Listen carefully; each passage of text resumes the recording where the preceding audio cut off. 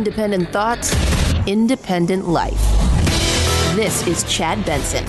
Not a shocker. The Pooter is threatening the United States of America and everybody else, going after some of his own people. He's pissed and angry. We got a lot to talk about when it comes to Ukraine. But first, we have a migration problem or immigration problem or illegal immigration problem, however you want to flip it. According to many, a massive wave of people are heading here. That's right. Get ready for this. The Biden administration is trying to figure out what in God's name they're going to do as they get rid of Title 42. And Title 42, if you guys don't remember this was something that was put in place a long time ago, and then it was kind of just done away with because there was no need for it. We didn't have anything going on. Then COVID came, and they reinstituted Title 42 with the Centers for Disease Control and everything controlling it, and essentially allows people to be turned away at the border because of a, COVID-like, situation. Anywhere between 70 and 150,000 people are essentially waiting on the other side of the border, with many more getting ready to come here as soon as Title 42 ends. Understand that. In fact, Biden's paying attention to it to the point where they've gotten together and they have what they call the Southwest Border Mass Irregular Migration Contingency Plan. What? Yeah, finally paying attention to our border. Vedant Patel, White House spokesperson, did not confirm or dispute specifics when Axios was asking them. He says, of course, the administration is doing our due diligence to prepare for potential changes at the border. Of course, because here we go again. Over the last, let's just go 14 months, immigration has been through the roof, and they expect it to get higher this season than last, which was a record. I'm going to say that again. They expect it to get higher this season than last. Still not doing what he's supposed to be doing with the Remain in Mexico policy, which forces immigrants, as some people say, into dangerous situations by making them wait for asylum hearings in Mexico. It is ridiculous. But this is where we are once again. And you guys remember this, as we've sat back here on numerous occasions and talked about for all of the nightmare that Trump brought upon himself with the fighting with the media and picking a fight basically with a shadow all the time, along the way, when it actually came to doing stuff, he was a pretty decent doer of stuff. It's hard to argue that. You may not have liked his policies, but the Remain in Mexico policy was phenomenal. No, you don't get to come here and apply for asylum and wait. You've got to do like the rest of the world does that wants to come here. If you're escaping somewhere that's dangerous, political reasons, LGBT reasons, religious reasons, and you land in a safe country while you want to come to America, you must apply for asylum and wait there. And that's what the Remain in Mexico plan was all about. And it worked. Precipitous drop in people even trying to come here, because the people are like, well, this guy's going to enforce this stuff. We'll wait till the next guy. Next guy comes, that's Biden, and Biden just ignored it. There was, we're not open borders. We're just not going to enforce any of the laws. He's fought the Remain in Mexico over and over and over again and lost.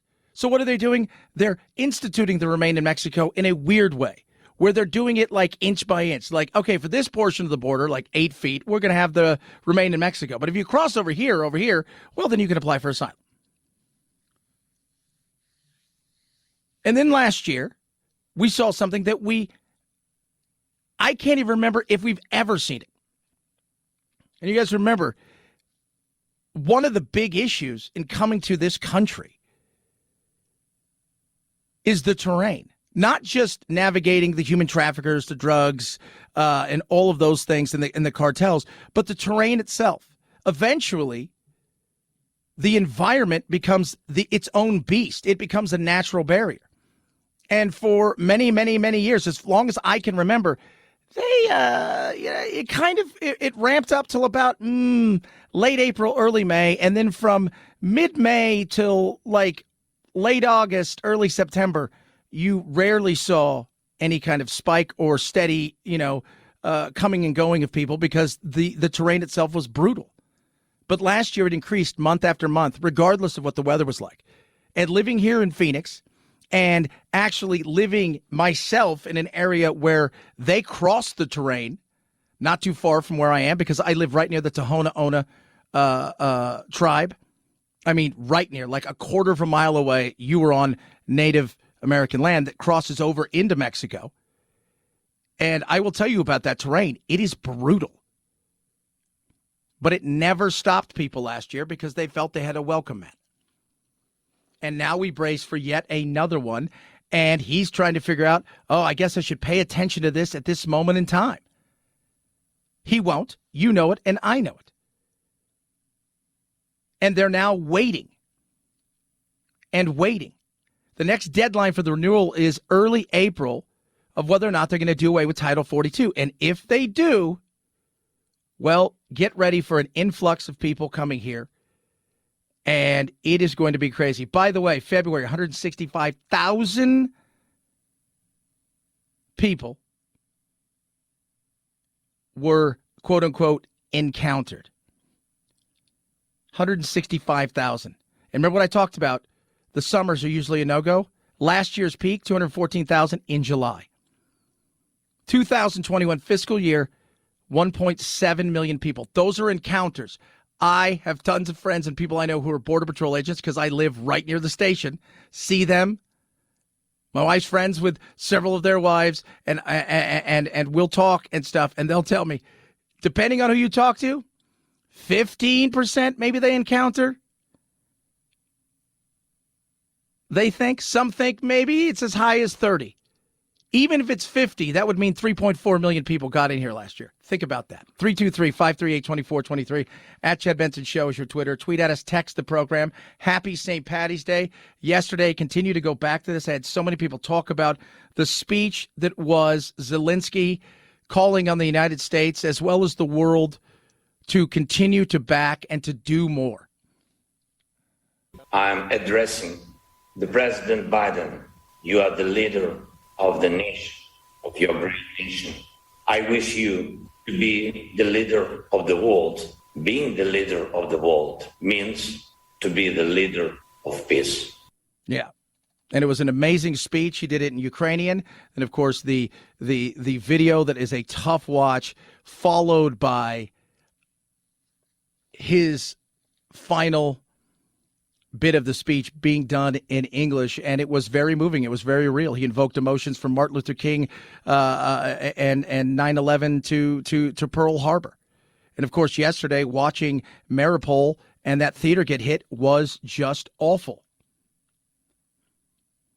Reports Russia's attacked a theatre in Mariupol being used as a shelter. More than 1,000 people may have been inside, according to the city authorities, but the number of potential casualties is unknown. Satellite image appearing to show the word children had recently been written in Russian in large white letters in front and behind the theatre. The port city's been one of the hardest hit, surrounded by Russian troops. Hundreds of thousands of residents trapped for 2 weeks without power or heating. Yeah. Think about that. Power, heating. I guess Moldova and Ukraine have been able to hook up to the EU's power supply. And some people said that should have took, anywhere between a year and, 18 months, and they've done it in about a month. That should keep a good portion of their power working. But it is still a nightmare. And we're hearing that there are survivors, but it is absolutely devastating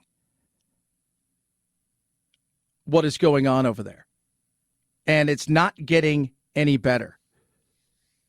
Where's Putin at as far as his head? He's not happy about stuff. He is issuing more and more warnings. He seems to be, well, for all intents and purposes, more and more agitated with the West, in particular. And I think a lot of that also has to do with the people he's pissed at. I think his generals, from what we're hearing, didn't quite tell him the God's honest truth about how easy this would be. They said it was going to be smooth. 10 days max. 10 days. The UK is saying, their intelligence is saying, they're completely bogged down. Absolutely bogged down. The offensive today was the Ukrainian people and their army rising up and going out and hammering them and pushing them back. That is, and the more that he gets his ass handed to him, the more that they fail, the more agitated he is going to be. And you've got to keep that up. You have to. His people are demoralized on the battlefield. They're hungry. We're hearing reports of they're trying to get out and trying to run away, and they're being shot by their own people. It is getting ugly. But when you're fighting for your freedoms, you're fighting for the very existence of who you are as a people, you're going to fight to the death. I said this yesterday, and I continue to say this. How many times, home advantage in sports matters? It does, in so many ways. And I know that sounds weird, but how many times have you watched the Olympics and the home team, who's not good at most of these sports, surprises and wins medals? And you're like, wow. Because there's something about being at home.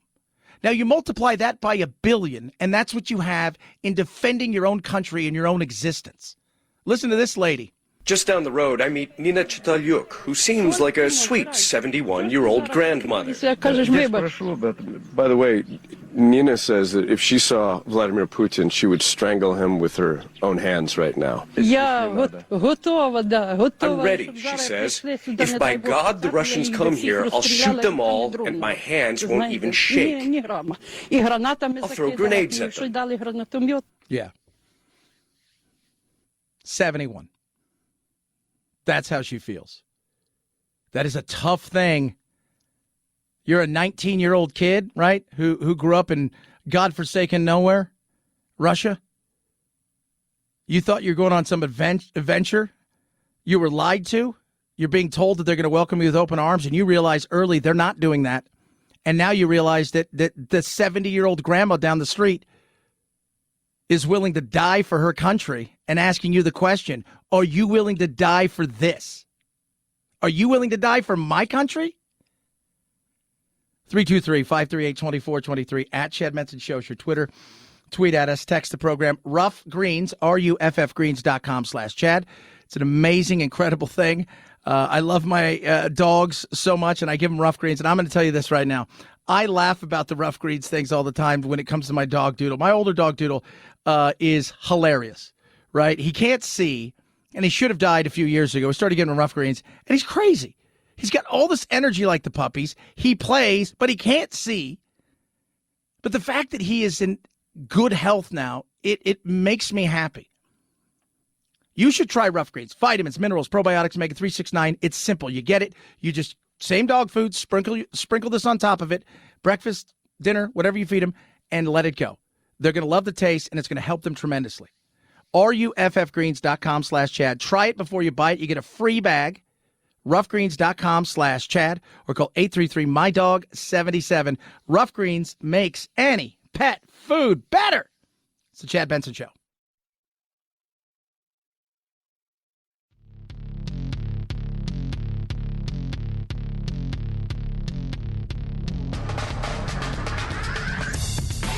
Serving up talk radio medium rare and dripping with irony. It's Chad Benson. He's free! Smollett. Jussie Smollett. 5 days. That's what he spent in jail. 5 days, kids. 5 days. They released Jussie pending his appeal. I was like, he's in there for 5 days. Like, what is... And the way that, like, his family's like, oh, he's having some ice water. It's like, he's not a political prisoner that was in jail for years that hasn't seen sunshine. He's an actor who hired 2 Nigerian bodybuilders to pretend to kick his ass so he could cry wolf, and he got caught. I was laughing last night. The only thing weirder was that is the fact that, I don't know if you guys saw this, Kanye got kicked off of Instagram. he got suspended for bullying Pete Davidson.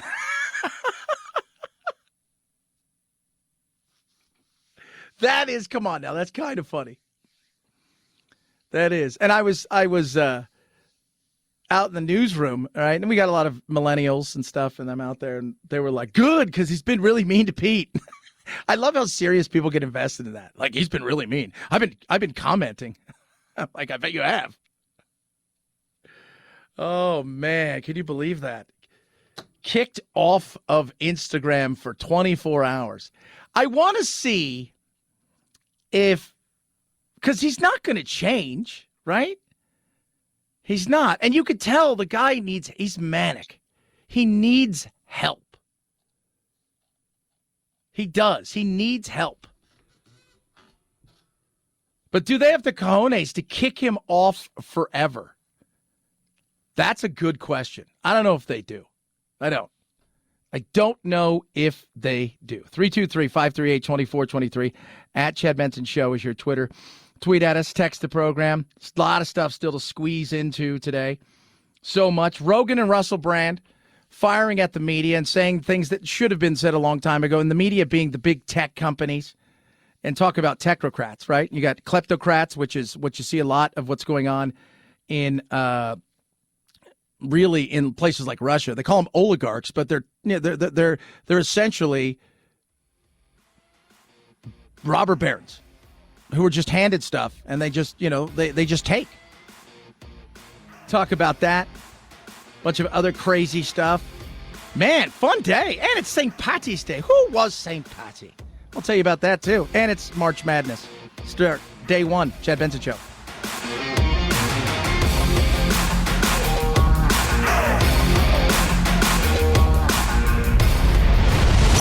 The Chad Benson Show.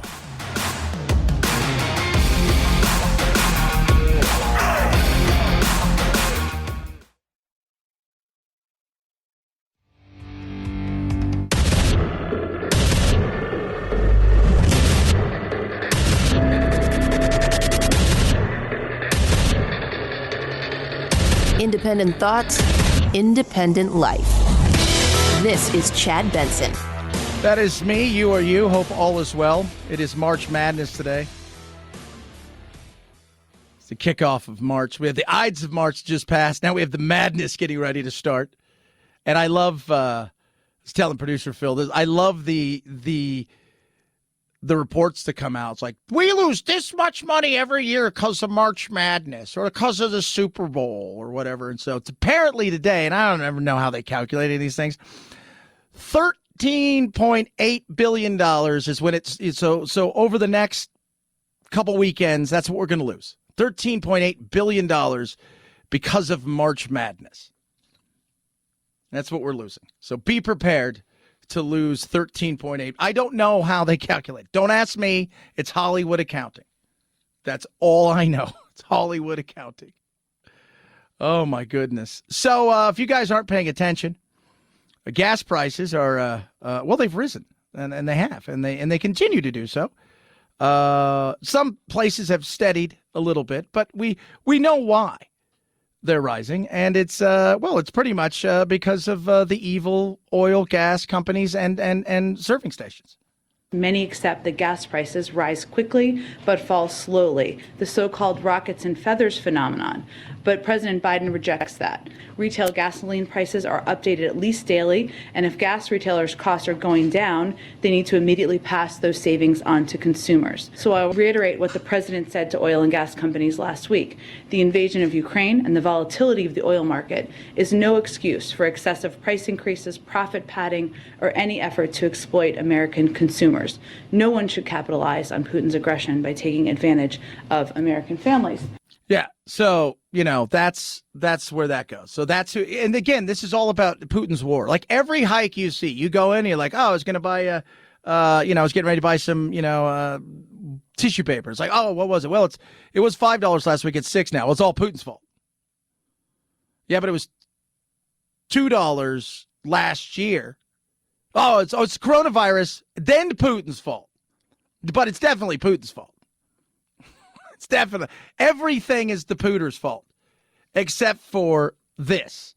And there's a lot of reasons. I'm going to tell you guys this. There is a ton of reasons. I, being at one time a broker in the world of commodities, I look at these things. I understand them a little bit more. I dig a little deeper. I'm not trying to sell you a load of BS. Right? So you will see it and we will feel it in the coming days and weeks if it stays steady, oil, and continues to kind of hover in and around $90 to $100. Right now, crude's right around anywhere today between 100 and 105. You've got situations going on in China where anywhere between 50 and 100 million people are going to essentially be locked down. You've got a emerging market in Africa saying that we feel we can make up the difference in oil. But when you buy something today, I continue to go back to this, it's a lagging effect, right? So if I buy something today and I have to pay $12 for it and I'm going to sell it for 15, but then tomorrow you see on the open market that thing for $12 is now only trading at 7. Well, I paid 12 for that.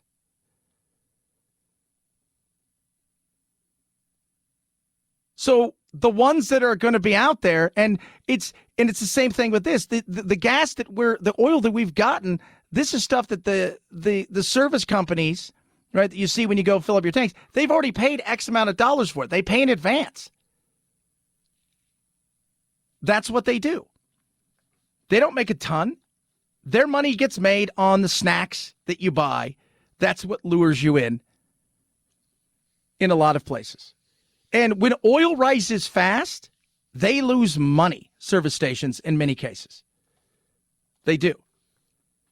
But it's always somebody else's fault. It can't be our fault. It just can't be. No, but that's the game that everybody's playing.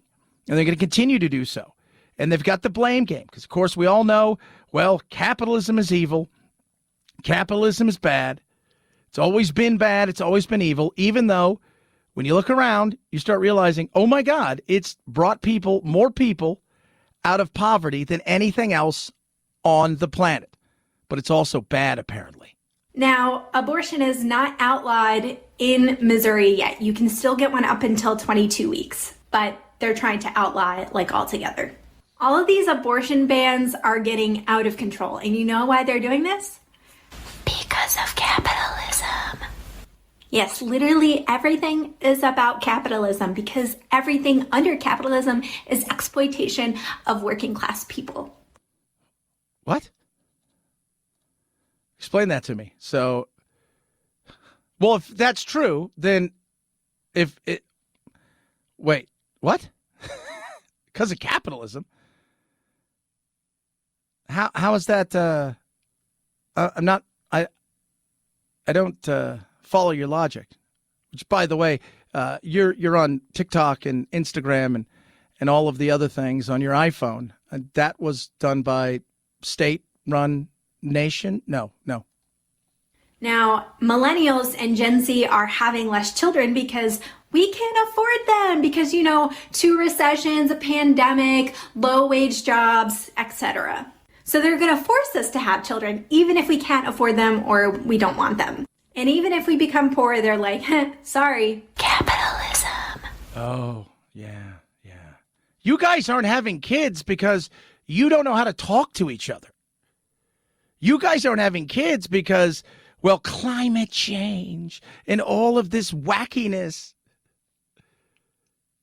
Nobody's forcing you to go to college and take out $300,000 a loan so you can get a sociology degree that pays you $28,000 a year. Sorry. Capitalism. And if capitalism is really part of abortion, they'd be on every corner, right? If you'd spin a buck, you make a buck, right? You have punch cards, all kinds of stuff. That's not very nice. Being honest. They're going to force us to get abortions. They're going to force us to have babies now that we can't afford. We're not having kids. We're not. It's not happening. But again, it's an easy thing. Capitalism is easy to attack. Case in point, well, our good friend and yours, Elizabeth Warren, who is, ringing the handbell of it's everybody else's fault, but Biden, the policies have nothing to do with this. It is all everyone else's fault.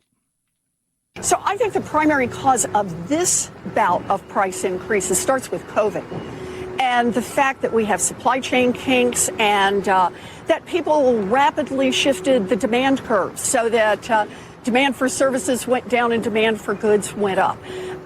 So those two have forced prices up. That's part one. That's part one. Okay, so COVID absolutely played a huge part in this. Well, you guys handed out money for 18 months to people. In a shrinking marketplace of goods and time on people's hands to spend money, in many cases, a majority of America continued to work and they had extra cash. So you artificially created something out of panic to also be heroes. Both sides did it. They love to sign off on it, handing you money. Tell us more, Elizabeth. But what has also happened is that now that we live in America where there's a lot more concentration in certain industries, look at the oil industry, look at meat industry, look at groceries generally, that what's happened is these companies have said, we'll pass along costs, but while we're at it and everyone's talking about rising costs, let's just add an extra big dollop of cost increases to expand our profits. Oh, okay. So it's all concentrated. Yeah.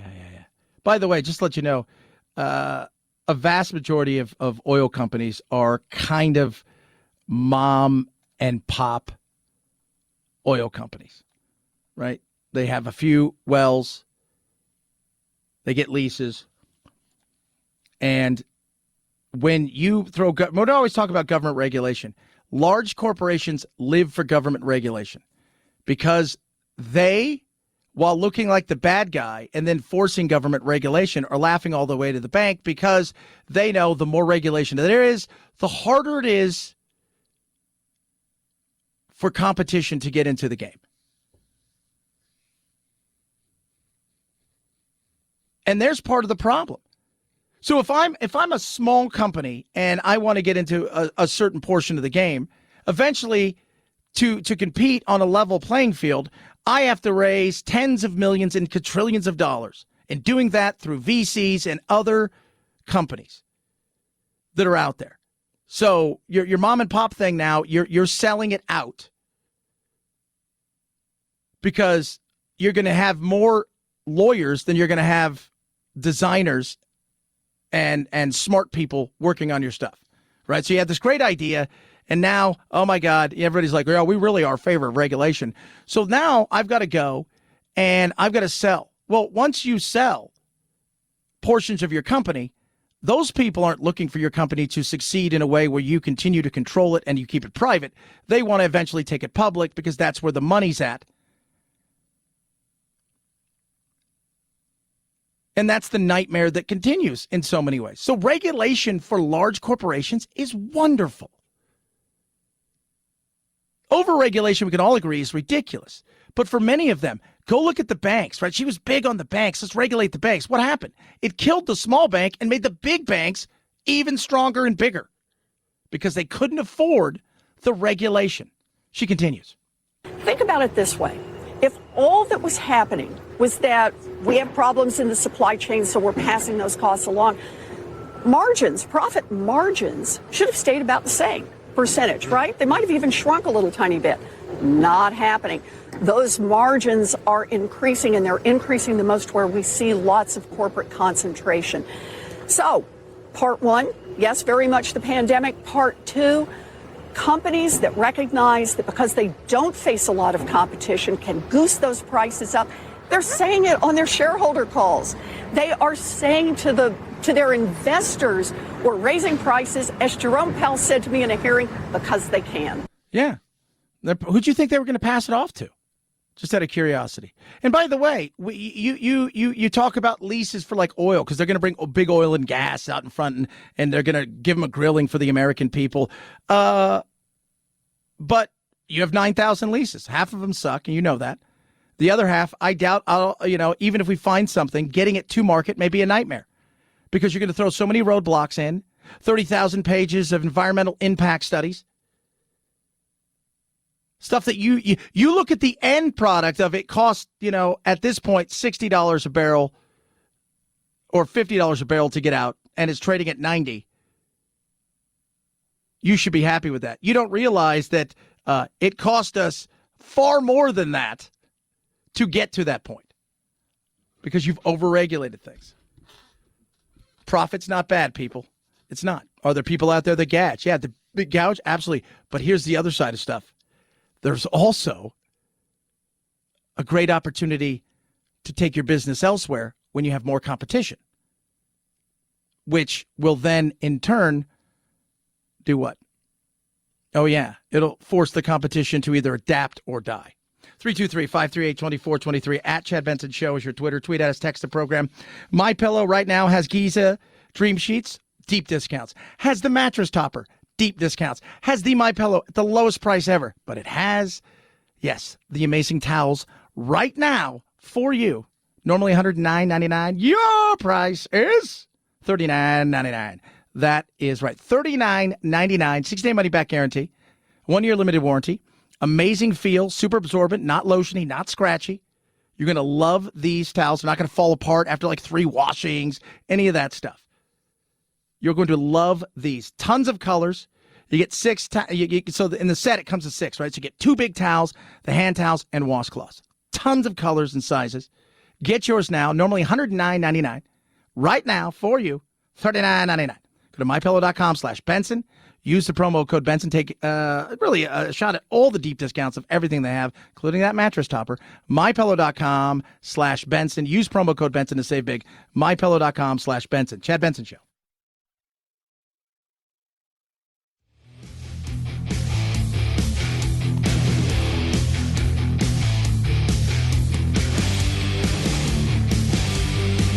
If you like talk radio like Chad Benson likes his meals, you've come to the perfect place for takeout. In a blog post, Netflix says sharing accounts is impacting its ability to invest in new TV and films. Translation, it's losing money with people sharing logins. So the company is testing a new program in Chile, Costa Rica, and Peru, where you can add a sub account on your profile. The pilot in Costa Rica is $2.99 to add an additional user. Users will also be able to transfer profiles to either a new account or be added as a sub on someone else's account without losing viewing history. The new features launch in a few weeks. They're doing everything they can to do what, everybody? Anyone? Stop sharing your Netflix account. They don't want you to do that. It takes away money. It does.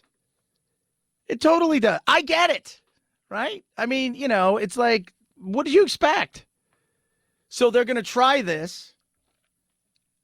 Usually what they do, like Hulu, I think, does this, where you can be on 2 or 3 or 4 devices or whatever. It's no big deal. And then if you try to get on another device, add a certain thing, they say, well, you've already on, X amount of devices, and you'd have to take one off.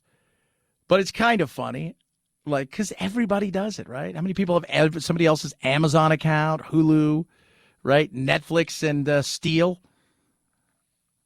I get it. If I'm them, you're trying to do everything you can, even though you're as big as you are. But it also shows a few different things. One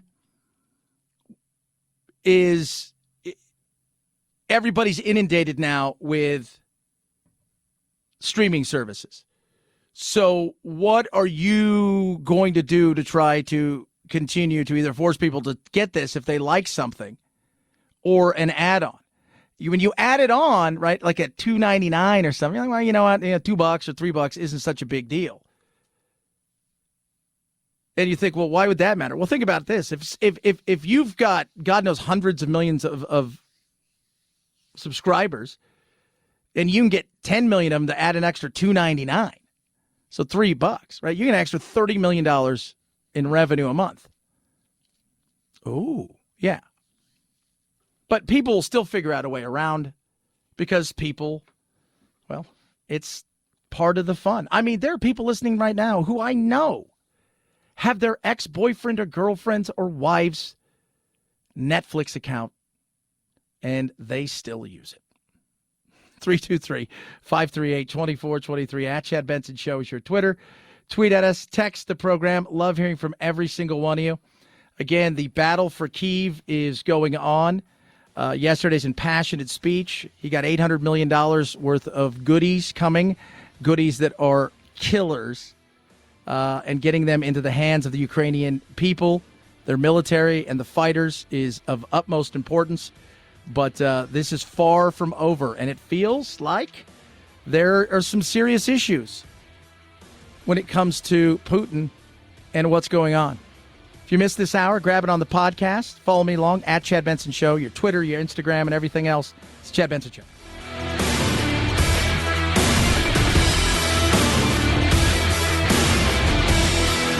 This is the Chad Benson Show.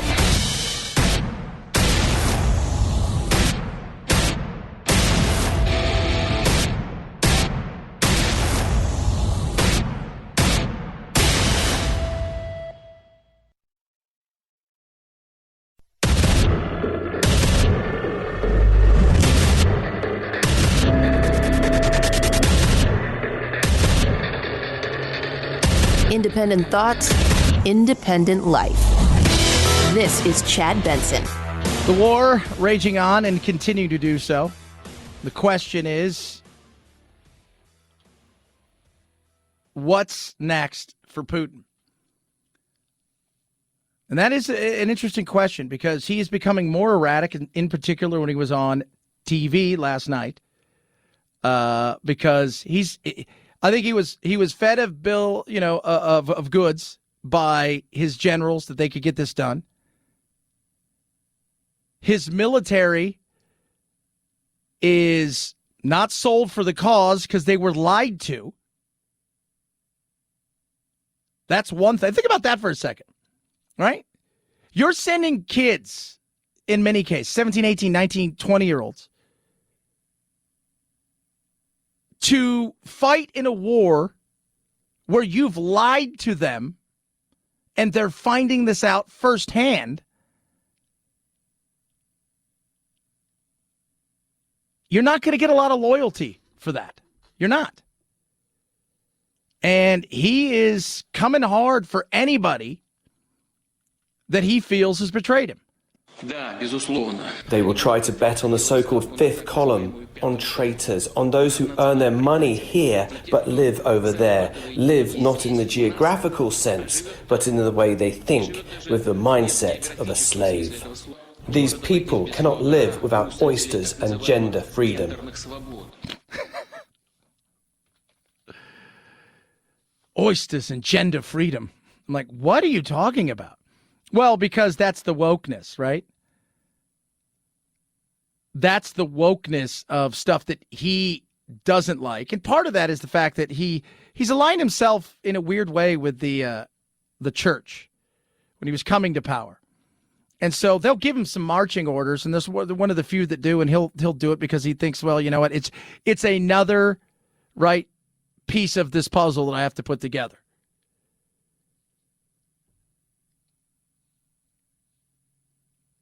And that also goes back to, so you all these people that he feels has betrayed him. And let me tell you something, there's some oligarchs out right now who have to be sweating it because they are now putting together another task force to essentially go after everybody and then some that they think has profited, has been a part of, continues to hold positive views upon Putin and what's going on, and some that are just financial collateral damage.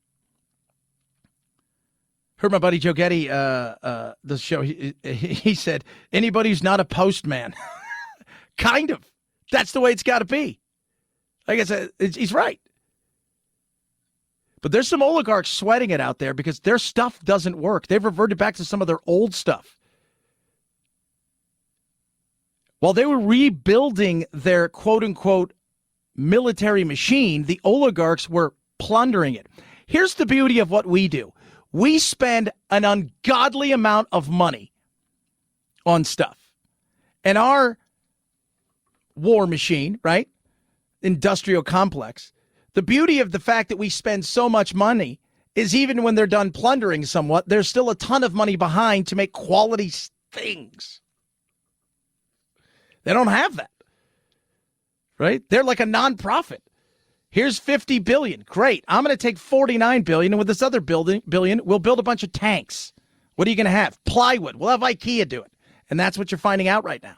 And he's frustrated. Their morale is down. On top of that, the troops they're hearing are saying, you know what? You lied to us. There is no neo-Nazism here. And more soldiers are saying, you're the one who's going to pay. You're the one that's going to pay. If you look at the odds of like how dictators and autocrats end up going, right?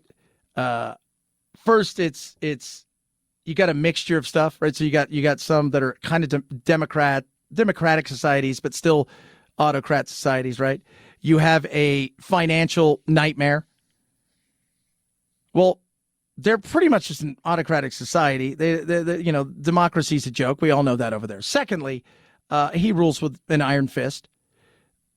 They weren't financially in any real issue. They weren't. I mean, they weren't a powerhouse. They were 12th, 13th, depending on the day, kind of like, just to give you guys, Texas, I think Florida, and of course, California, were a bigger economy. They're on par with like Brazil. But they weren't, they weren't North Korea. They are now. And then, so those two were kind of out of the window. So the chance of him being overthrown, no.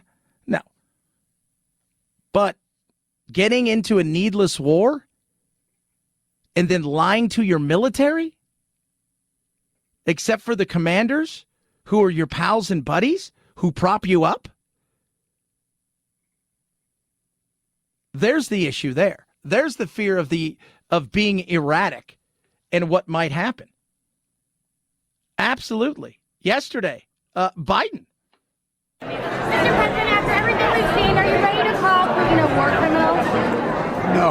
Are you ready to meet with war criminal, sir? Oh, I think he is a war criminal. Will you be meeting with him? Yeah. Tomorrow, Xi and Biden are supposed to actually have a conversation.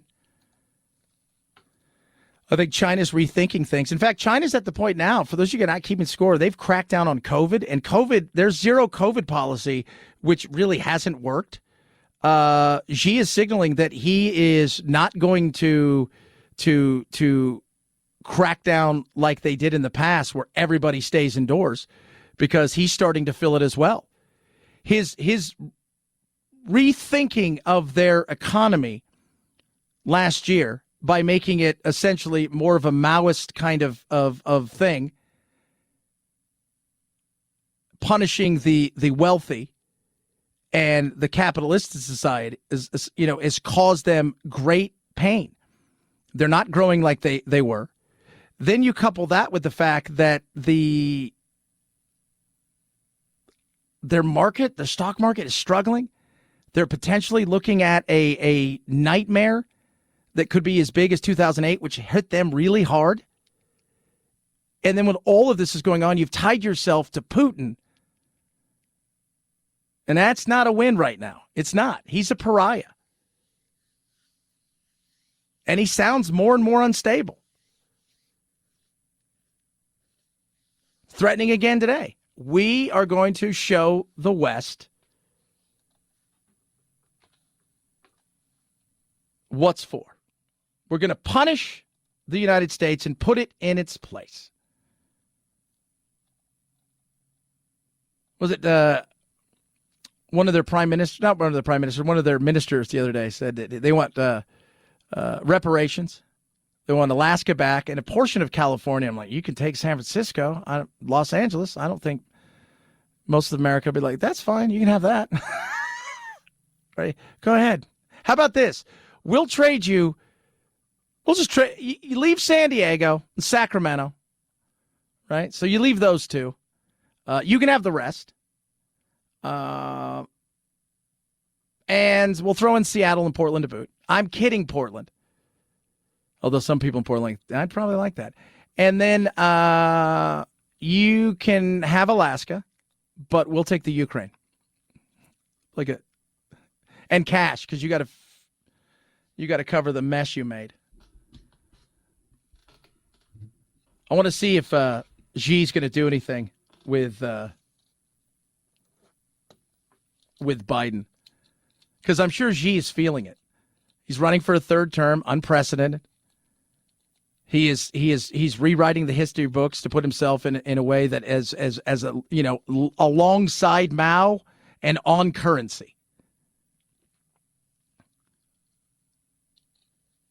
And it'll be interesting to see how that plays itself out, because you don't trust anything with the Chinese. All that being said, he, as I've been saying this entire time, is a guy that you are only as good in his world to him and China and useful until you're not. And then you're bad, you're no longer useful, and you're no longer part of whatever it is that he's doing. And it'll be very interesting to see if we're going to push hard on him. There's two ways you can go. You can push hard on him and say, dude, do you really want all these sanctions? Do you really want to help them out? I mean, is that your goal? You know he's a pariah. You know he's a nut job. You know he's an a-hole. Is that your goal? Is your goal to do what he's doing? Or is your goal to try to become the other preeminent power, and we can have a fight when it comes to economics? Or we can partner up and finish this thing off over here, and we'll keep everything else status quo and moving forward. Your economy will be better. Our economy will be better. It's a win-win. Choice is yours. We're fine either way. 323-538-2423. At Chad Benson Show's your Twitter. Tweet at us, text the program. A lot of stuff to get to. Inflation, gas prices going up. Little what's trending as well. Interesting article. My good friend Anthony, producer Anthony, sent me about more free-ranging kids. How dare they go outside and pick up litter without mom? What are you thinking? What are you thinking? I was talking yesterday. I was like, God, when I was a kid, there were days on the summer where my family didn't know where I was. I was 10, 11. I probably rode my bike 40 miles a day. I couldn't do 40 miles a week right now. I look back at that and I think, oh, you ever not getting on? You rode a bike your whole life and then you didn't ride a bike for like 30 years and then you got a bike and you got on it and you're like, oh my God, the ground looks so much further away and it looks like it's way harder than it was when you were a child. 323-538-2423 at Chad Benson Show. Your Twitter. Eden. It's incredible. Pure deliciousness. Eden Pure is amazing.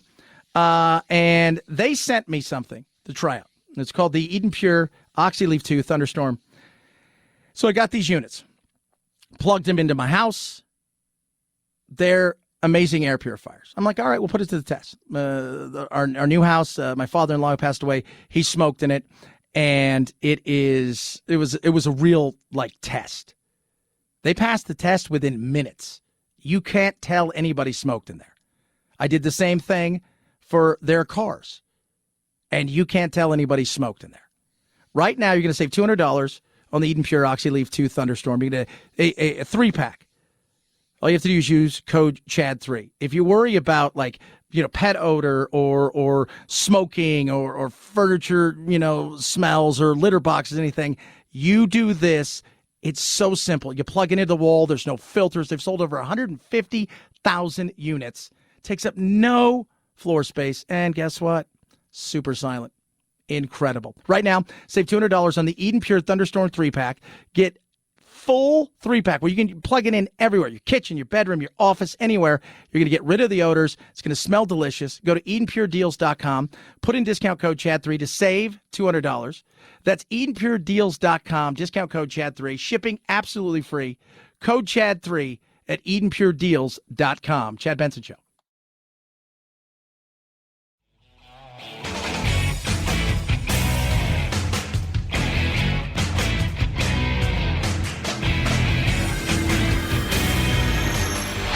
Podcasts are American as hot dogs, apple pie, football, and sushi.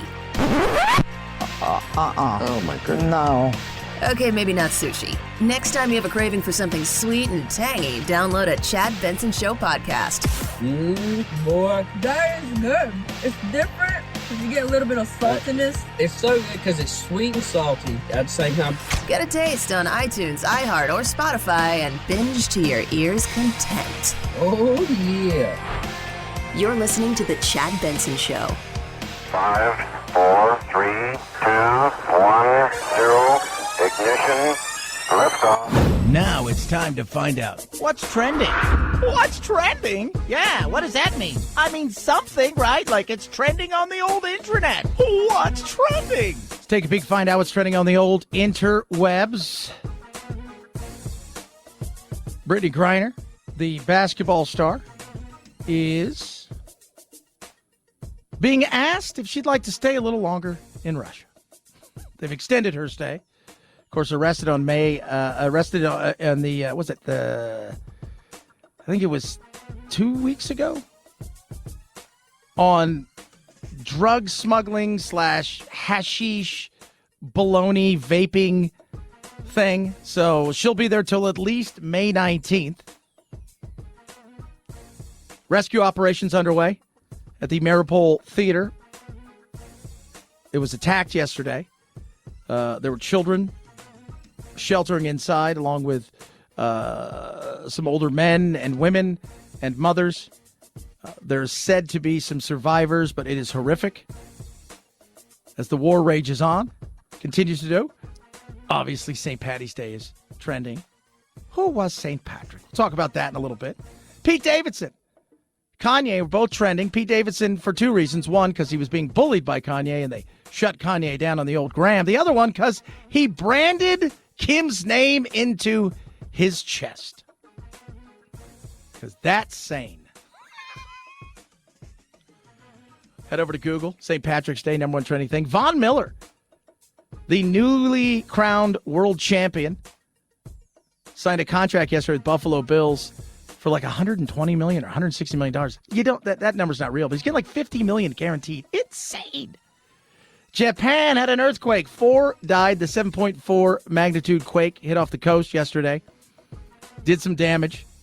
Luckily, though, no tsunami. Jussie Smollett was finally released from his agonizing days in prison while he awaits an appeal. That's not very nice, Chad. NCAA Tournament kicks off today. Very excited.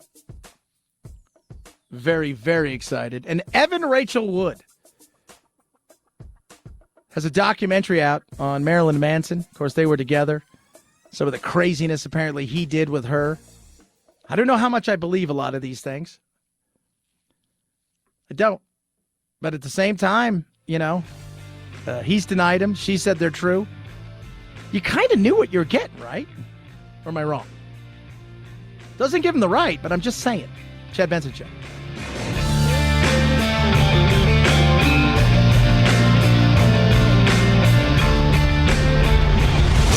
The Chad Benson Show.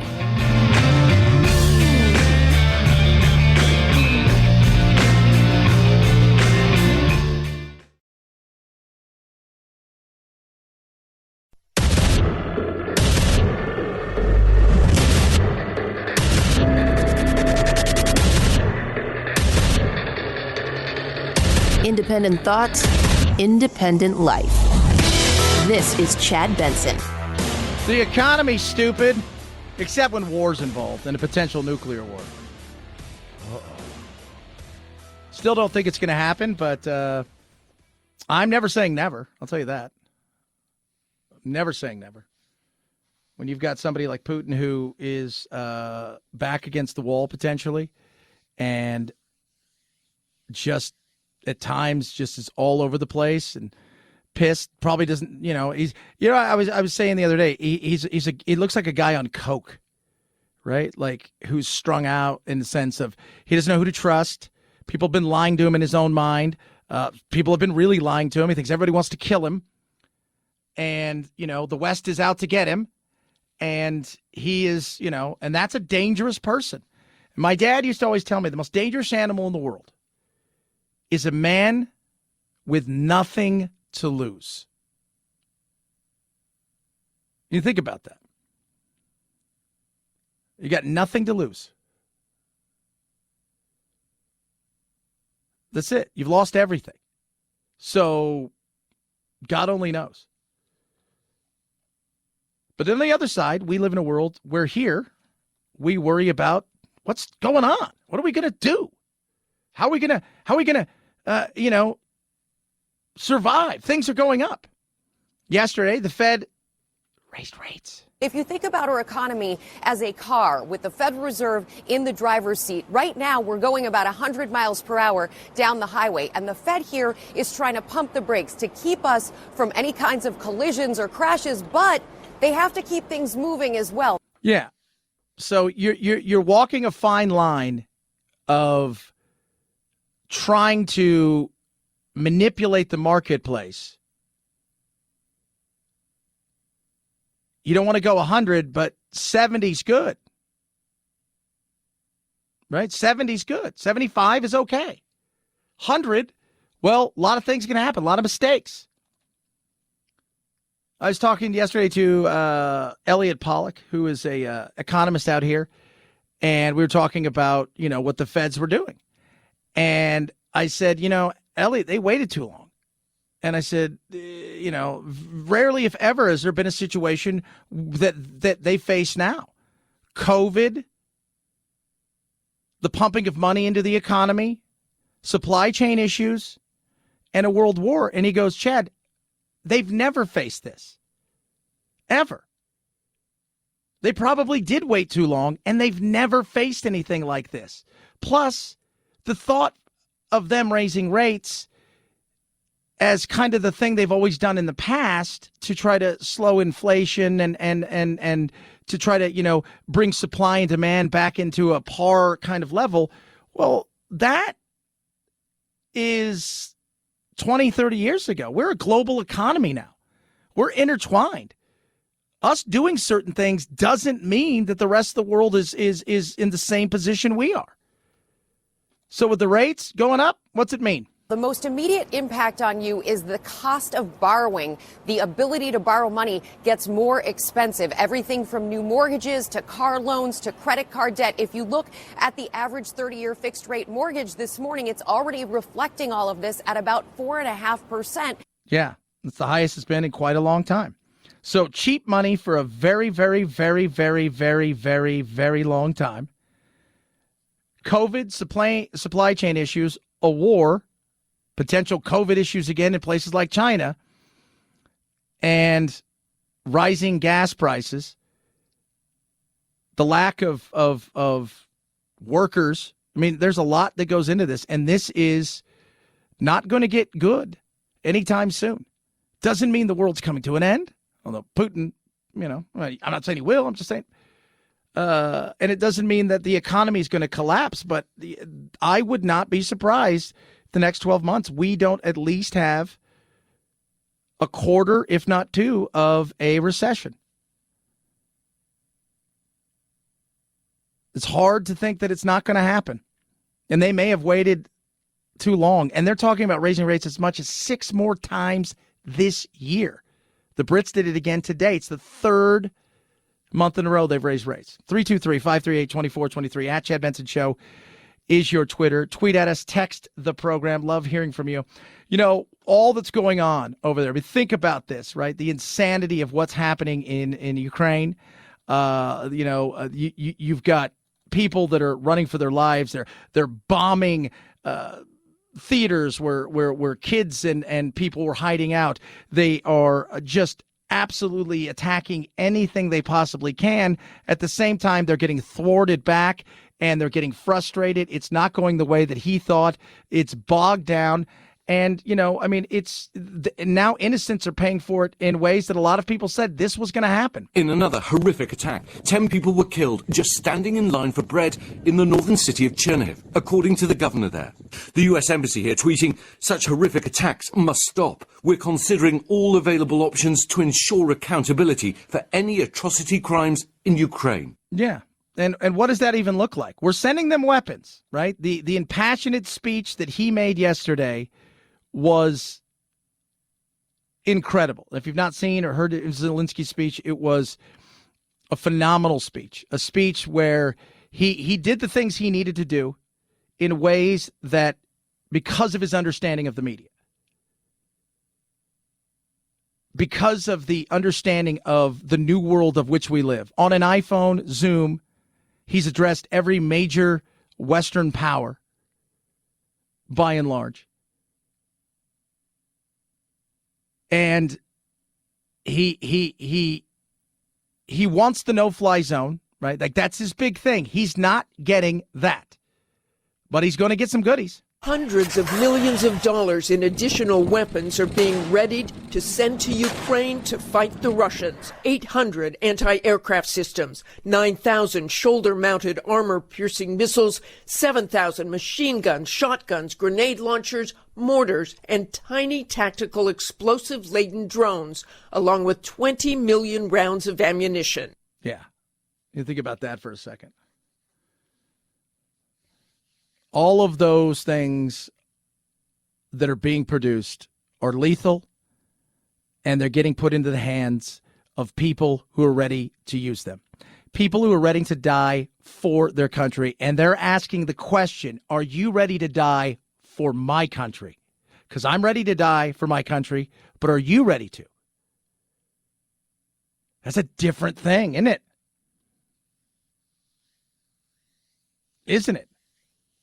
Like, I'm ready, it's like my family, right? Your family. Are you ready to die for your family if you had to? Of course, it's my family. But he asked somebody, are you ready to die for my family? Well, no. Well, then why are you coming at my family? To a man, to a woman, many of them are like, this is our home. We're not going anywhere. We have nowhere to go. We have nothing. This is it. You're trying to take away our freedoms, our identities, who we are. So again, I'll ask you, are you ready to die for my country? You're an invader. You've been sold a bill of goods. And you're essentially dying on foreign land for a lie. You weren't welcome with open arms. You were welcome with Nina. Just down the road, I meet Nina Chitalyuk, who seems like a sweet 71-year-old grandmother. By the way, Nina says that if she saw Vladimir Putin, she would strangle him with her own hands right now. I'm ready, she says. If by God the Russians come here, I'll shoot them all, and my hands won't even shake. I'll throw grenades at them. Think about that for a second. That's grandma right there. And it goes back to this over and over again. You've been sold a bill of goods about denazifying a country. Well, they had neo-Nazis there. Yes, they have a militia there, the Azov group, or their company, their military, whatever, that are nationalist, that have issues. Vice did a great article a few years ago about it's their greatest weapon and it's their biggest problem. Talking about them fighting against the Ukrainian, the Russian separatist. The leadership isn't full of neo-Nazis. Sorry, it's not. It's not. But Putin has made a huge mistake. He is creating generational hatred. And if I had to write a book on this campaign right now, entitle it, it would be out of the Forrest Gump movie, Stupid Is as Stupid Does. Shelling those cities is just absolutely stupid right now. He's getting absolute hatred of the Ukrainian people. And it just makes no sense to me. He's not going to take Kyiv. It's a huge city, and they're not going to give up. It's reaching a point right now, if this was a prize fight, Putin's losing on points. He'd better start figuring out how he negotiates to a settlement, because I don't think he can win it. No. I don't think he can either. And what's that settlement look like? Every day, remember, originally it was you surrender and you get handed over to us. Then it was you surrender and we'll allow you to keep this, this, and this. Then it was, well, we can keep this, this, and this, and we can have a ceasefire. And it keeps changing because the powers that be that are on the ground are telling the people that got to go tell Putin it ain't going well. It isn't. You're watching any of those old movies about like World War II. Nobody wanted to go in and tell Hitler or Stalin what was happening if it wasn't going well. You don't want to be that person. So they lied. They did. To Hitler, they didn't even, he's moving around imaginary armies. Oh, we're going to move this unit here and move that. There was none of that. So it's not a win for him, and he doesn't have many outs. And at the end of the day, I mean, if your best thing is you get to be Idi Amin or Pol Pot, that's how you finish out your life. As a pariah to the world living in some far-flung African country on beds of gold, knowing that you're a hot mess, or the other option is you're captive to your country at best. Meaning even if you remain somewhat in power, you're not really doing anything or going anywhere, which I don't think he could do. I think he could stomach that.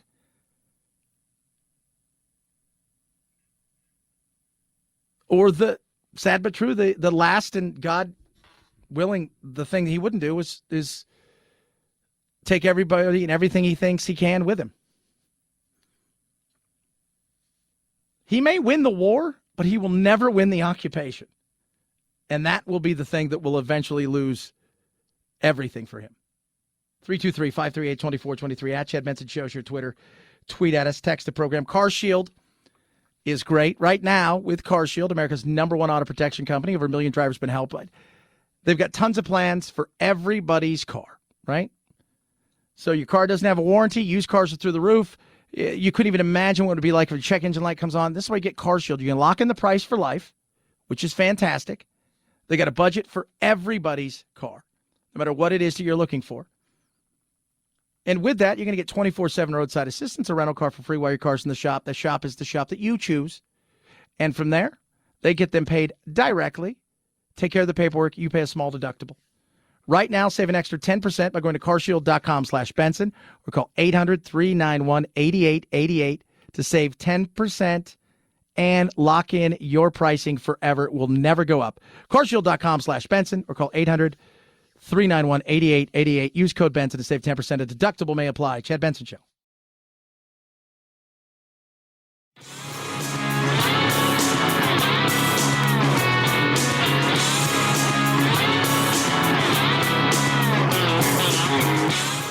You stink like fear and white male privilege to me. I do often out myself verbally as a gender. My pronouns are they, them, and I'm proud to be a gender. Are you stupid? What? Are you kidding me? Not a great way to use your white privilege. Some people get it, some people don't. You're listening to The Chad Benson Show. But I want to take a moment to think about the people of Ukraine and what they're going through. So I prepared a little song for them. Try to help the people out there. I just want to tell you guys, this is a guy in Plano, Texas, who goes to all of these city council meetings. He wants to be influencer. He was the one who did the rap about COVID-19 with, sanitizer and all of that stuff. Well, he's back this time, and he's brought musical accompaniment. You just get it going. Prime time, 99, on the grind all the time. Go insane for Ukraine. A bullet in Putin's brain. Come on in the audience. Let's vibe tonight. It's prime time. Ukraine, and I go insane. Put a bullet in Putin's brain.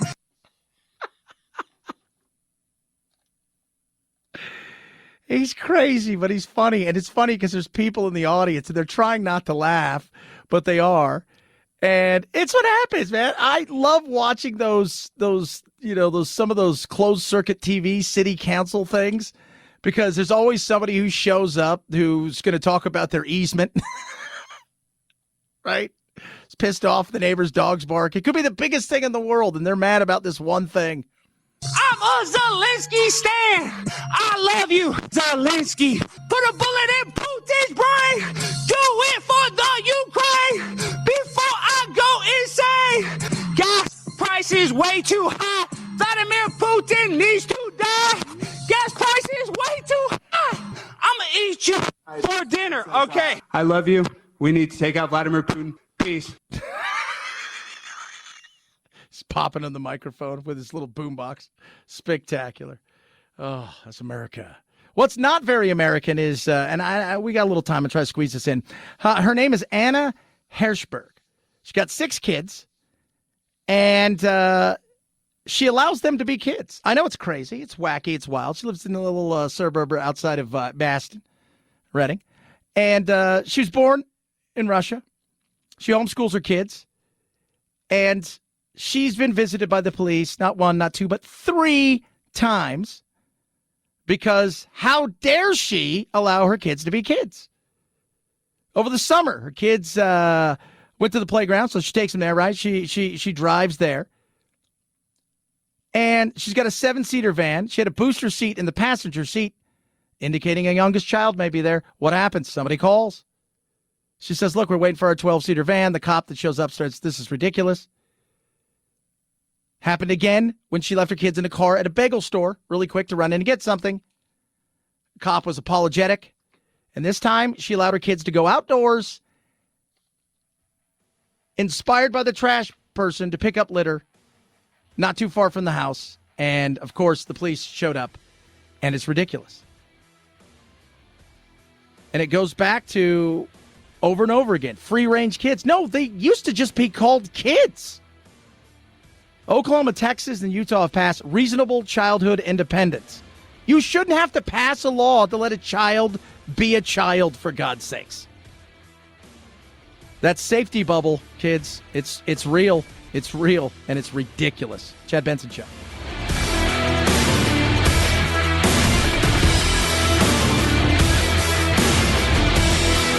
This is the Chad Benson Show.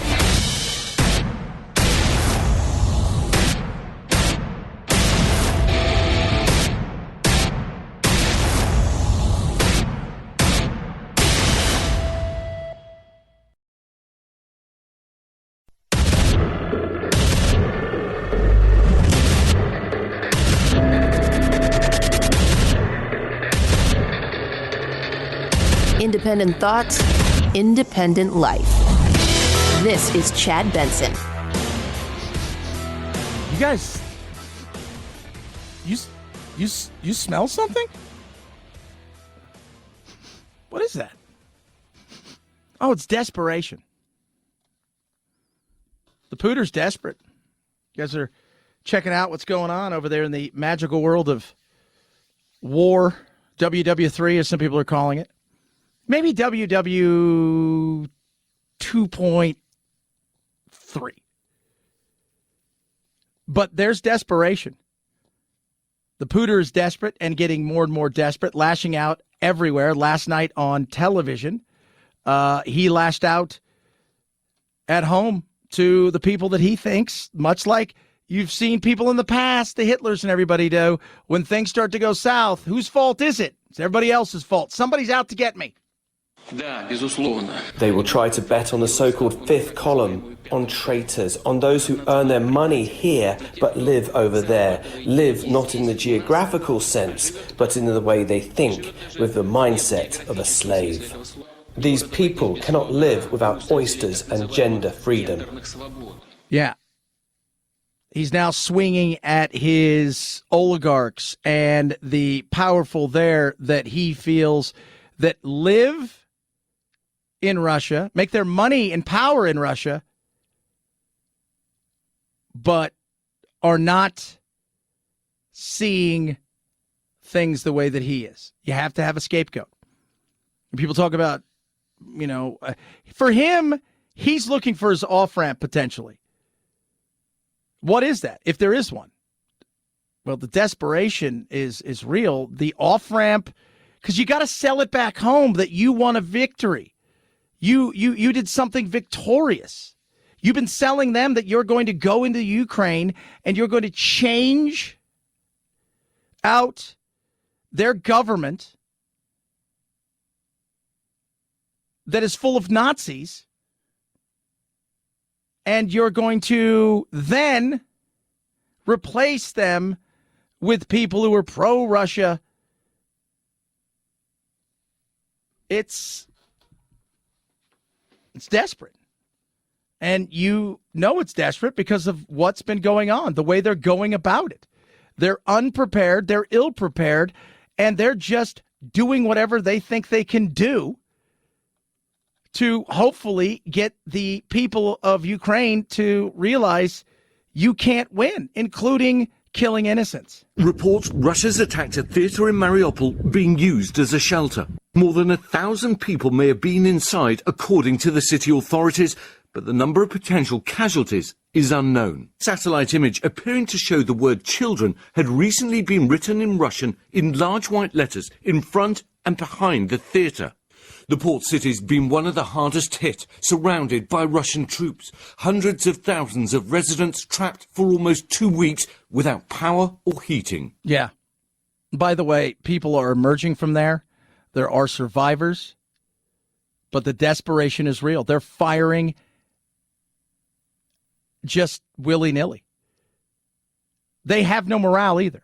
Zero morale. Because they understand what's going on. They understand that they're not winning, that they're not being welcomed as liberators, that they're not being welcomed as some sort of great savior to the Nazis. Instead, they're being, shot at. They're being killed. They're being just absolutely annihilated. There's the graveyards of tanks everywhere. Pissed off grandmothers. Just down the road, I meet Nina Chitalyuk, who seems like a sweet 71-year-old grandmother. By the way, Nina says that if she saw Vladimir Putin, she would strangle him with her own hands right now. I'm ready, she says. If by God the Russians come here, I'll shoot them all and my hands won't even shake. I'll throw grenades at them. Yeah, and you know what? I believe every word she says. I think if given a chance, she'd kill him in a heartbeat and kill anybody that she thought was going to get to her and her people and try to take away their freedoms and occupy their lands. Not going to happen. And we're seeing that. And the Russians right now are stuck. They're bogged down. They're being attacked today and driven. They're not making any headways.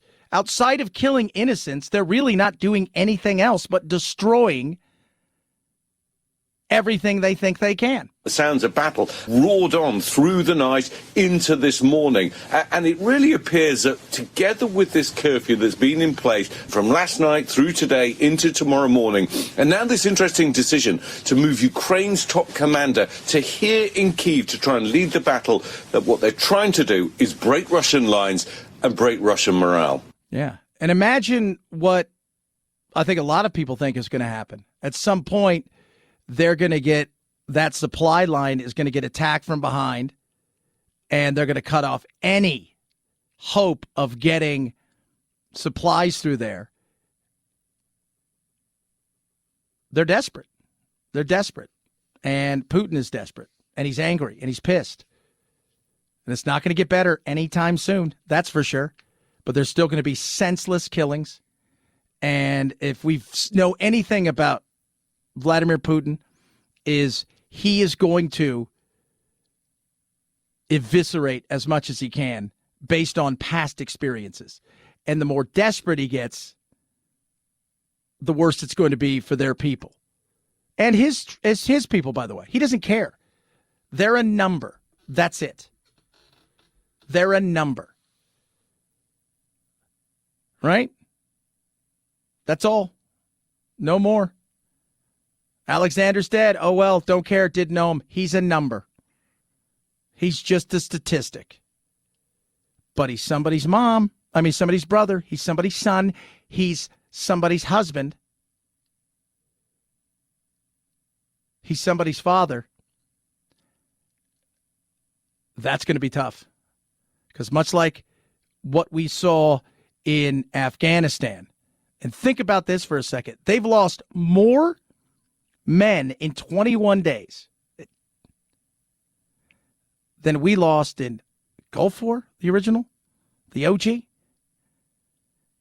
Iraq and Afghanistan combined. 323-538-2423 at Chad Benson Show is your Twitter. Tweet at us, text the program. Love hearing from every single one of you. Gas prices through the roof. It's getting uglier and uglier.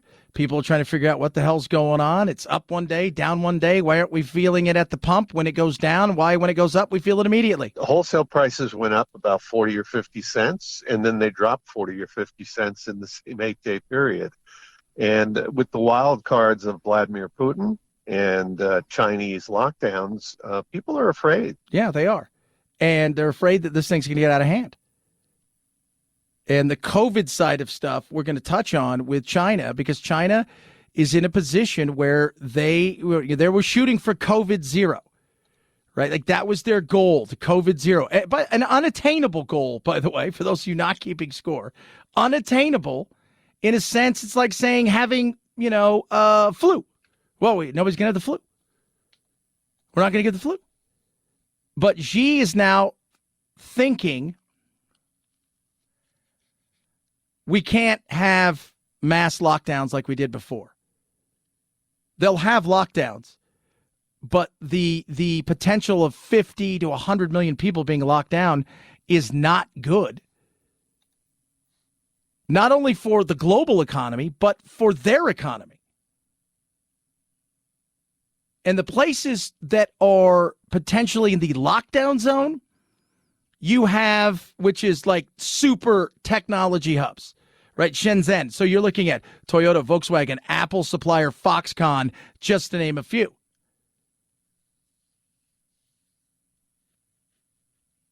And it's, I just think that he's already starting to feel like, oh God, what am I doing? I'm stuck between a rock and a hard place. All this is going on while, yes, the war is raging. But we're like, well, what's it going to do for us? Why is it not going down when oil drops? Because there's a lagging situation here, right? It's a lagging kind of indicator of how these things play themselves out.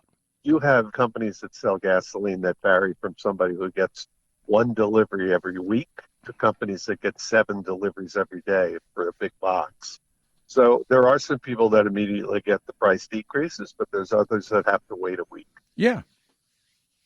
And some of these people, they buy out a week or so in advance. They're paying last week's oil prices and refining prices, and it got delivered today. Well, they're not going to take a massive loss on it.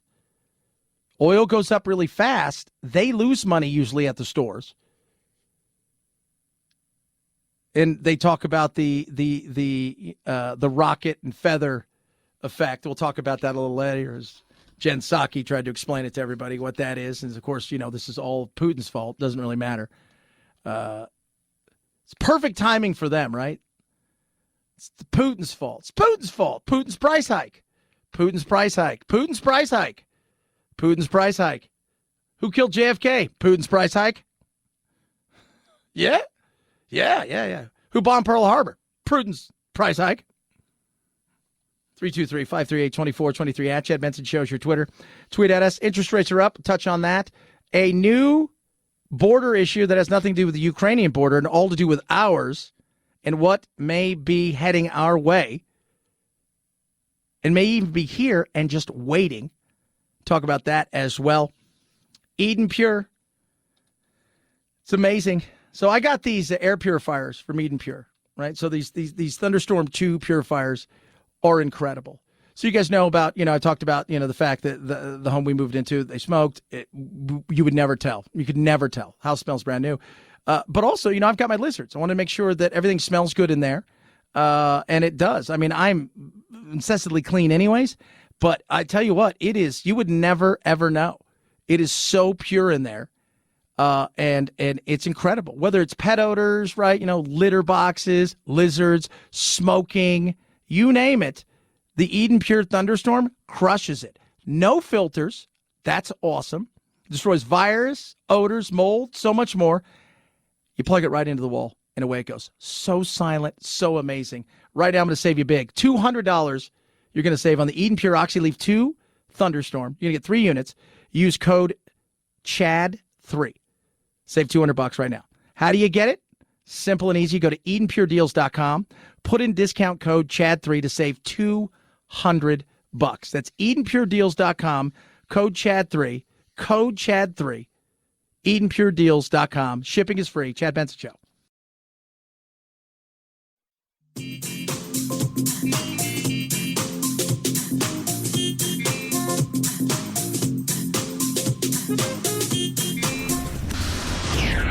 I usually don't get into politics. As an ordinary suburban housewife, I feel a little disrespected. I teach my children not to name call. You are a blabbermouth! Come on, man. Guys, can we please keep the chatter to a minimum? Chad Benson. That is me. Happy St. Paddy's Day. He did not drive the snakes out of Ireland because it's an island and there was no snakes there. Just let you guys know that if that's what you're being told. The snakes represent probably pagans, and St. Paddy may not have been a real, maybe an amalgamation of two people. Some people think that he was and even if he's Irish, right? Was he Celtic or was he Roman? Because he was a slave and he brought Christianity to the island. There's a lot there. Basically, it's a day to go get drunk, drink green beer, have green pancakes. It's kind of what it's about. Oh, really? You've just taken all the fun out of it. Remember when you were younger, it's like you didn't wear green, you got pinched? Nowadays, could you imagine that if you pinched somebody at work? Oh, my God, would you be in trouble? I don't even know if there's enough inclusion classes and sexual harassment classes to go to. There might not be. There might not. You might be done forever. Oh, jeez, he's right. Yeah, just saying. Just saying. By the way, people, we got worried, but we have found him. We put out a silver alert, but they've located him, Dr. Fauci. I don't think there's any doubt that sooner or later, particularly among the elderly who have less of a robust immune response than a normal younger population, that sooner or later they will need a boost of a fourth shot. Of course they will. Absolutely. Because coronavirus is coming back. We have to be careful that if we do see a surge as a result of that, that we're flexible enough to reinstitute the kinds of interventions that could be necessary to stop an additional surge. Yeah. Well, how bad is it? Because there's a surge in places. Trust me. What you're seeing in like Hong Kong, China. By the way, China's like death rate apparently with this Omicron thing that's rolling through, which is mostly elderly, and a vast majority of their elderly do not have any kind of protection. In fact, they're going to start using Pfizer and a few other things because their stuff didn't work very well, but they just didn't get them shots. They were trying for COVID-0. But most experts are saying this is just kind of like Omicron, and if you're really unhealthy or really old, you're going to be fine. So that's the way we're going to go with it. Doesn't mean that people won't grab a hold of the opportunity to shut some things down or mask some kids up if and when it starts to get worse. But the reality is, you and I both know that that's a tough sell to America right now, especially as we head into a potential recession, a midterm. And let's not forget that, there's kind of a war going on that potentially could get ugly. And while we're involved / not involved, the reality is you just don't know what's going to happen. So good luck selling that. 323-538-2423 at Chad Benson Show is your Twitter. Tweet at us, text the program. Love hearing from every single one of you. I do. We're going to talk about Rod Stewart a little bit. I don't know if you guys saw this, but he's not afraid of getting his hands dirty. He's not. And we're not talking about fighting. We're talking about literally doing some stuff. Like getting there with a shovel and doing something. And all for a good cause. Oh, yeah. Mass migration just over the border. How many people are waiting for the potential for Title 42 to go away? Speaking of coronavirus. And what could that mean for our border? A lot of other stuff, too. Chad Benson Show.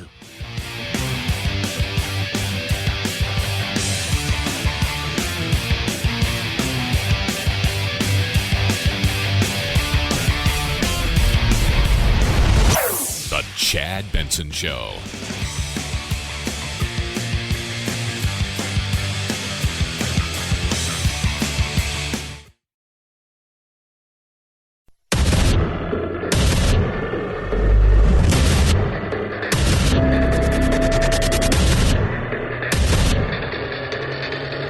Independent thoughts, independent life. This is Chad Benson.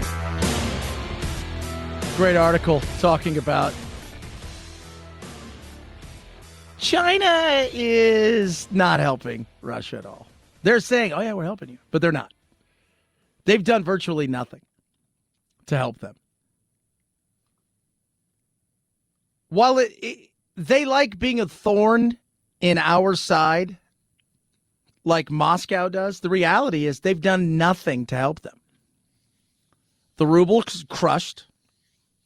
They didn't care. Or they didn't do anything. They kind of hinted around, hey, we'll help you maybe with some weapons. And the West is like, don't. They're Russia's number one trade partner. Guess what? 2%. That's the total trade volume that China has with Russia. 2%. So you do the math. Do you want the other 98%? Or do you want 2%? Would you rather be right or would you rather be rich? And it's getting worse. It's getting worse. I still think that Putin is shocked that the West turned on him as fast and as hard as they did. I still think he's like, no, you guys really? So no weapons. Access to banking is minimal, and they're not doing anything. The banks have basically been told, we're going to follow what they've done. And because we need American technology and American trade. We're not going to put ourselves at risk.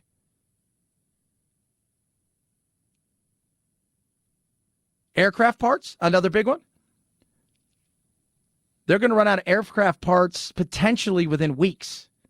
So planes will have no opportunity to replace equipment. So enjoy that flight. And then, of course, the freezing of infrastructure investment. And they just know. Look, there's just they're going to say all the things they can. They're going to play footsie. If this war was going good, and this invasion was going good, you might see China far more involved. But Xi is in a precarious position. As strong as his power is, he's now dealing with a COVID outbreak where he's signaling he's not going to crack down like he did, where he sends everybody indoors and doesn't let them come outdoors until it's zero. He's going to start using Pfizer and other treatments from the West. That's a big thing right there for him. Plus, his repatriation of a lot of their capitalistic ideas to try to turn it more Maoist has caused no growth like he thought it was going to. In fact, they've contracted. Their market is down tremendously, and people are being laid off. And what do we always talk about on our little dog and pony show here? If people have a 3-bedroom, 2-bath house to worry about, a mortgage, a vacation, if the government isn't all that than it's cracked up to be, you have other things on your mind. So you not being able to see something from the West or speak freely in certain things, it's less important at this moment. But if your economy falters and you can't say anything, guess what happens? Yeah, people get pissed and they turn. So he's walking not a super fine line, but it's definitely much different than it was a year ago, where he was going to be ushered in as the new Mao and going to be on currencies, which is his dream. 323-538-2423 at Chad Benson Show is your Twitter. Tweet at us. Text the program. Mass migration part 25 million when it comes to the United States of America. Case in point, Title 42. It's supposed to expire in early April. So you're like, what's Title 42 again? Is this the one where, like, is this a sports thing? No, you're thinking Title 9. This is something that a long time ago, when there was a pandemic, Congress and everybody came up with something, and they said, all right, here's the deal. If we think that you potentially could be bringing something in here or during a horrific pandemic, that we can shut out immigration. Then it went away because we didn't have anything, and then lo and behold, COVID showed up. And then Title 42 was reinstated. And it looks like it's probably going to go away. What's that mean? According to several reports, there is anywhere between 70 and 150,000 people waiting to cross the border, with more on the way, because that's been one of the biggest holdups. In fact, it's gotten so bad that even the administration has put together a special task force on how to deal with this, which is amazing because, as we all know, Biden, Kamala Harris, Mayorkas have done zero to stop immigration. Zero. They haven't even tried. And it's another horrible, horrible situation getting ready to approach our border. Well, that's because they're brown. But no, it's not. It's because it's not what you're supposed to do. We are the most open and generous society in the world when it comes to immigration. We are. We've allowed people to come here and play grab ass, pretend, wink, wink, nudge, nudge, I'm here for asylum for too long. We've got an administration that won't do anything about it.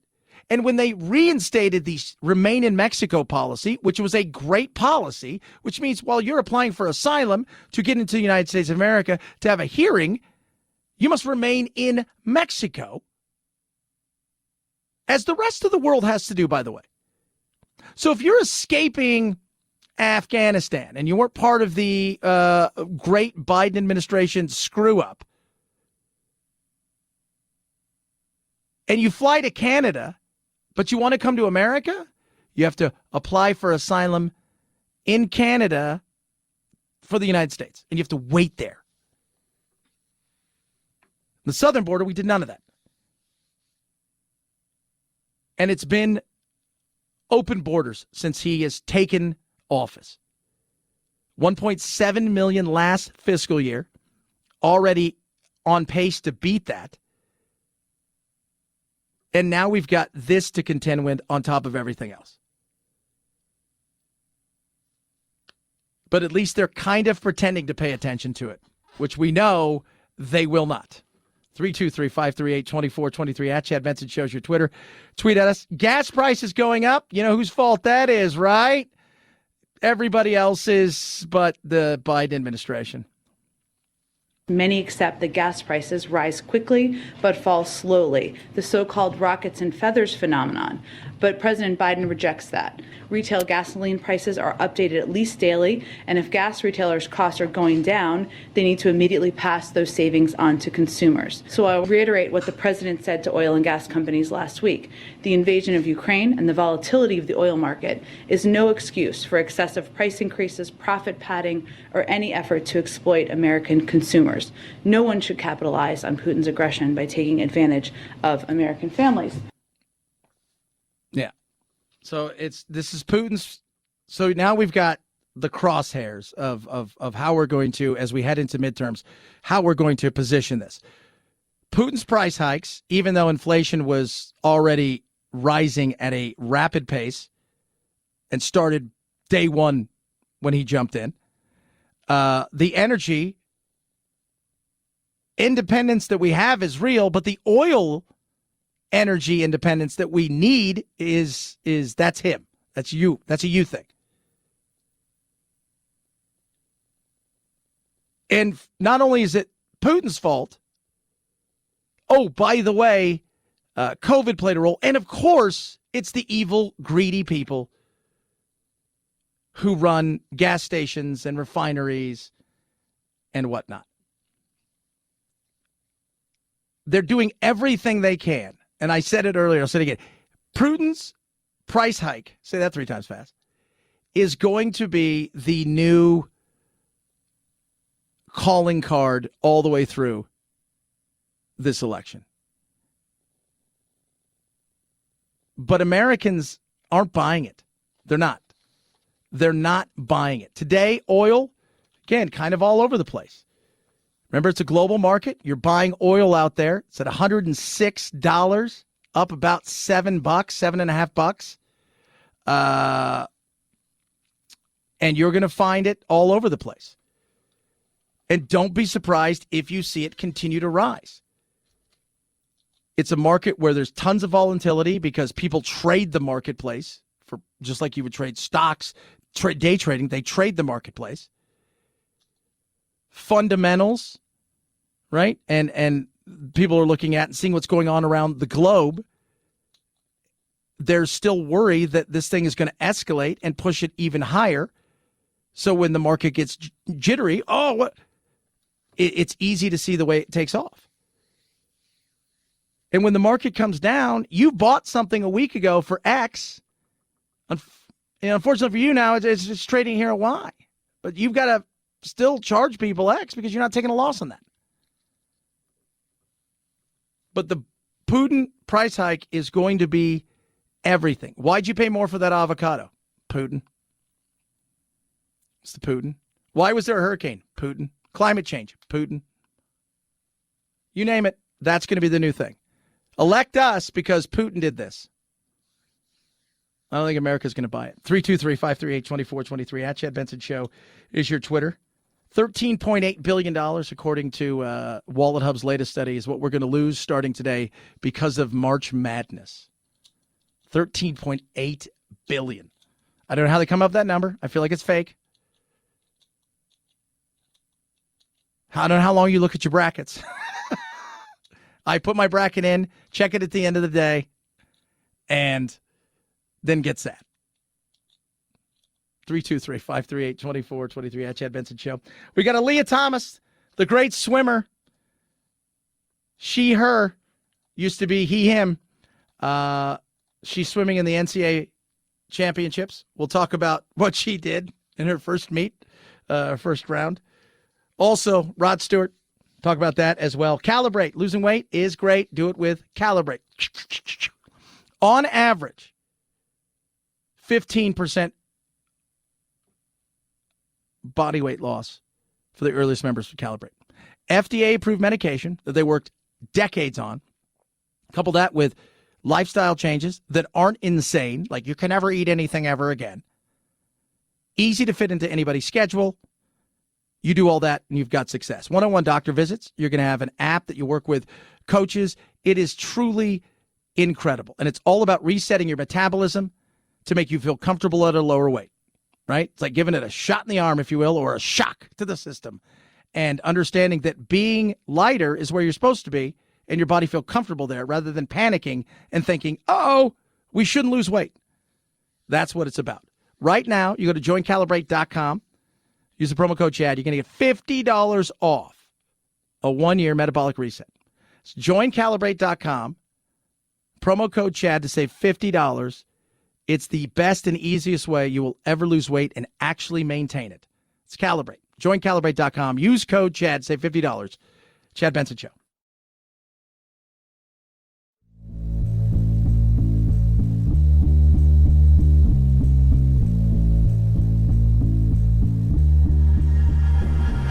Hashtag me too. Hashtag immigration reforms. Hashtag help. I'm trapped in a hashtag factory and I can't get out. The Chad Benson Show. Potholes are not only a pain, but a driver's nemesis. Just ask Sir Roderick David Stewart. The UK rocker has swapped a mic for a shovel in a crusade to conquer the vexing potholes near his posh Essex estate. Together we smashed it. The 77-year-old spike-haired singer posted videos online showing him filling a deep rut that was becoming a difficult obstacle for his fancy Ferrari. My Ferrari can't go through here at all. Yeah, so he's upset because his Ferrari can't go. Now, I will say this in Sarad's defense, and not just because I played soccer with him for quite a number of years. That's a big-ass pothole. Like, that's a huge nightmare pothole. Ferrari, you'd have a tough time getting like a Hummer through some of these things. But he went out, got his hands dirty, did what he needed to do. For his efforts, the vocalist, who famously asked if you think he's sexy, is getting mixed reviews for his pothole prowess. Some on social media are applauding him, others doubt his street patches will stick. But in all seriousness, potholes can be a real problem. Yeah, they're a hot mess everywhere. Driving in this morning, they were fixing, when I drive in, one lane is really good on the 10. It's a 4-lane highway with a big, medium, like grass medium in the middle. And one side for about a 12-mile stretch is brutal. And they were paving over it today. But since I've been here 4 years, like the second time they're doing that. Nothing seems to work.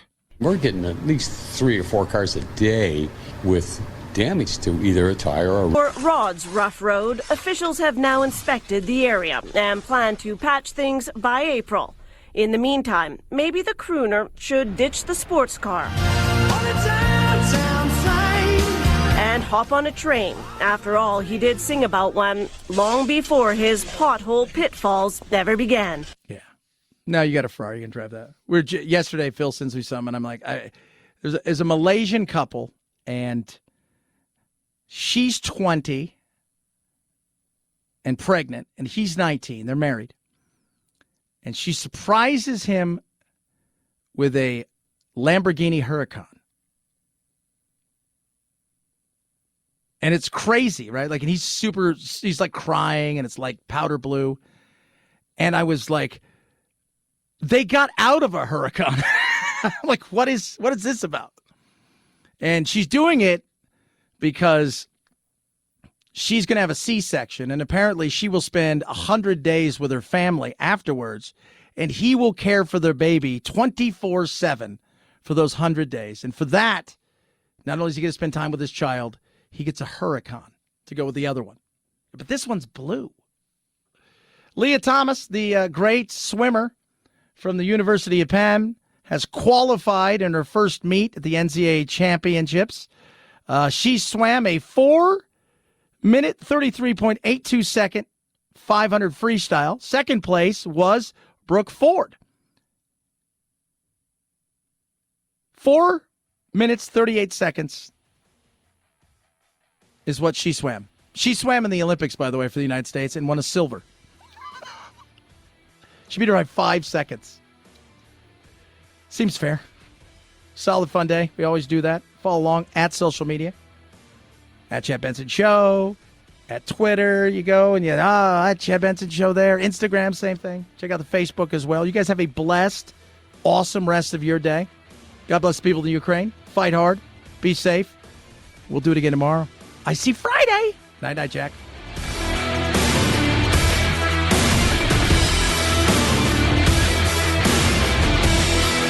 This is the Chad Benson Show.